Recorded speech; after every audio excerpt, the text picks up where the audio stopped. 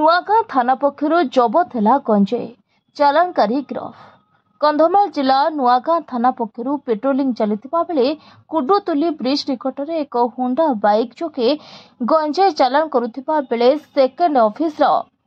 अशोक कुमार त्रिपाठी और एसआई दमयंती बेहेरा हाबुड़े पड़ते पर एसआई उमाशंकर पेडेंटी और सुंदर कुमार राजहंस सहित पुलिस जांचकारी कर्मचारी माने बाइक सह उक्त गंजेई अखा जबत करथिले। पर उक्त स्थान में मजिस्ट्रेट भावे तहसीलदार आनंद कुमार पंडा उपस्थित सही अखारे